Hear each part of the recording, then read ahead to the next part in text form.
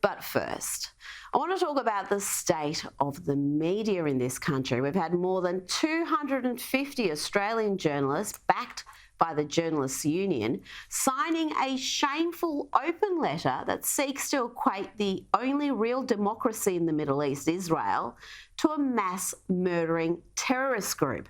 It's hard to describe the document bearing the signatures of several high-profile journalists as anything other than deeply troubling and anti-Semitic. Journalists from media outlets, including public broadcasters, the ABC and SBS, as well as 9, 10 and far-left publications like The Guardian, Crikey and The Monthly, they've signed an open letter calling for the media to apply as much professional scepticism when prioritising or relying on uncorroborated Israeli government and military sources to shape coverage, as is applied to Hamas. I mean, this is an astonishing statement to be backing. By all means, scrutinise every bit of information, but what sort of anti-Israeli zealotry would see any media professional treat Hamas and the Israeli government as equally trustworthy or equally untrustworthy? Do they forget that Hamas are the subhuman savages who a few weeks ago burnt entire families alive, who beheaded babies, raped and tortured women, and Hamas deliberately used their own people as human shields? They want to maximise civilian casualties among Israelis and the Palestinians. The statement also claims the conflict did not start on October 7 and that audiences should be given context such as the expulsion of hundreds of thousands of Palestinians from their native lands in 1948 to make way for the State of Israel.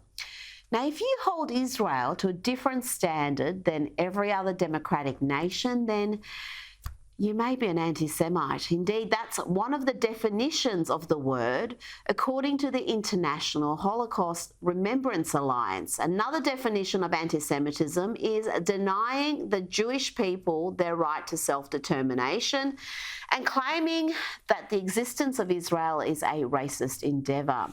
The media is full of activists masquerading as impartial journalists, but this is another low for a profession that is often lacking moral clarity and at war with the truth and reason.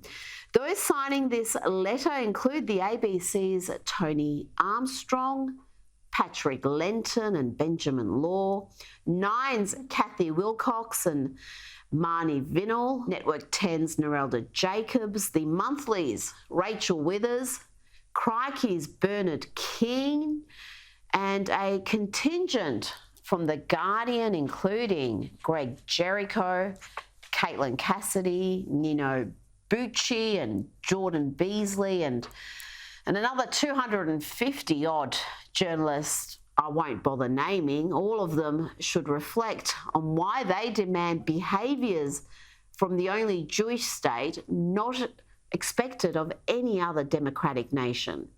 Now, before I bring in Nick Cater, let's have a quick look at today's debate between Democratic California Governor Gavin Newsom and Republican Florida Governor Ron DeSantis. These are two men with presidential ambitions.